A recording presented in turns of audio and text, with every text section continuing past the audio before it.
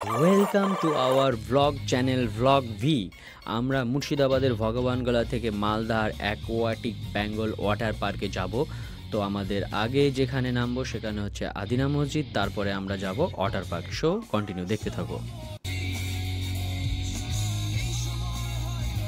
So finally আমরা 2 ঘন্টা drive করার পরে আদিনা মসজিদ পৌঁছে গেছি। এই সেই আদিনা মসজিদ, যেখানে একটা সময় খুব তামঝাম হতো, নামাজ হতো, আরও সাজসজ্জা খুবই ভালো হতো।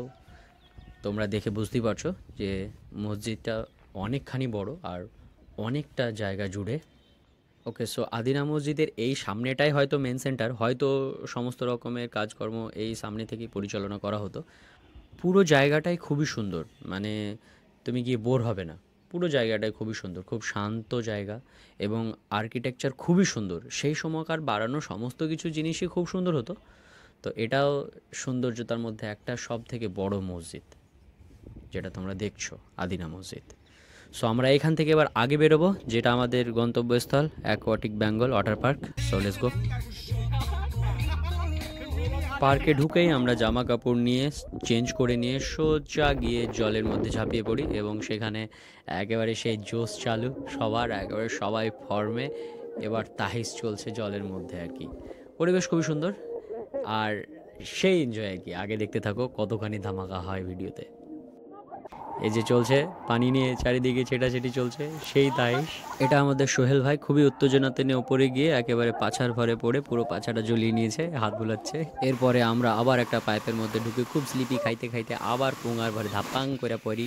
তারপরে আবার উঠা যাই আবার আর একটা স্লিপি খাওয়ার জায়গাতে যাইয়া বসি।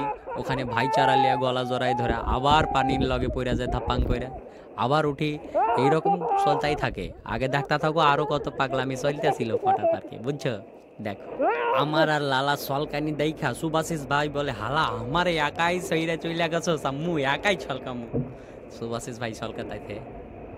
যখন আমরা সবাই ছলকায় আইলা গাই শুনু, তখন ডিসাইড করিনু কি একটুখানি স্লো মোশনে বইসা ভিজালি। তাই আমরা 4 ভাইয়ের লগে বইসা ভিজতাছি স্লো মোশনে। ওকে, ছোট ছলকাতে ছলকা খাইয়া মজা না পাইয়া আমরা বড় ছলকাতে গেছি পাছার ছাল তোলার লগে। এই ছলকাইতাছি, ছলকায় নিচে যাইয়া ধাপাং করে পড়বানে। এই পড়ছি। আহা কি বলবো গো, ওই নোংরা পানি কে কি মুইতা রেখেছে, ওই খাইয়া ফেলবানে ঢাকা ঢাক। উঠাইয়া আবার কি কইব, লজ্জার লগে উঠাইয়া দাঁড়াইয়া আবার যাই, আবার চলকাই। এই ছলকির লগে এত মজা কেমনে কইব তোমারে। ওকে চলো আগে যাই। ছলকানো ছাইরা ডিসাইড করি মু আর ছলকাইমু না, এবার নাচমু। চলো যাই নাচগা। এবার যাইয়া মোরা সবাই ন্যাংটা হইয়া নাচবার লগে চালু হয়ে গেছি আর সবাই মিলে ধুম ধারা নাচতেছি। আগে দেখো কত নাচি। শুকনা জায়গায় নাচাইয়া মজা পাইতেছিল না সুকান্ত, তাই কল চল যাই বেশি জলে নাচুমু। দই আমরা যাইয়া বেশি জলে নাচুমু, দেখো আগে কি হয়। এবার সুকান্তর কথা অনুযায়ী আমরা বেশি জলে চলে আসি, আর বেশি জলে আইসা সেই কি নাচ সুকান্তার। নাইচা পানি ভাঙে ফেলছে, কোমর ভাঙে ফেলছে, ভাঙে ফেলছে কিছু একটা। এরপরে আচমকায় সুভাষিস ভাই সালমান খান হতে ইচ্ছে করে, তাই বলে ক্যামেরা ঘোরা মারতাছি 3 নম্বরই মার। এই দেখা আমাদের লালা ভাই খেপে যায়। লালা ভাই মুর কাছে বডি আছে, মু সালমান খান হইব, সালমান খানের মতো আছে। এই দেখে তো ভাই আমার চুলকানি প্রচুর। আমি তো কাঞ্চন মল্লিকের ফ্যান। ডু ইউ নো হট ক্যামেরা ঘোরা, মোর কাছে চর্বি আছে, বডি নাই।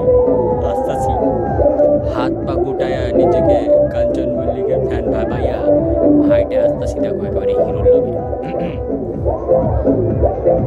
জানি না কি ভাবতেছিলাম নিজেকে, বাট কিছু খারাপ লাগলে মোরে ক্ষমা বিলকুল করবেন না, ভার মে যান। 1 নম্বর লাগতেছে আমার। এরপর সুকান্ত বলে, হালা আমি পাগলা। তারপর আমি বলি সুকান্ত বলে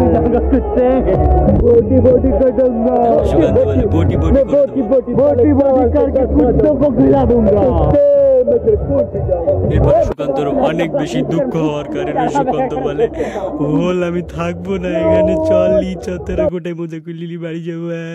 তুই আমরা ওখান থেকে বাড়ি চলে যাই।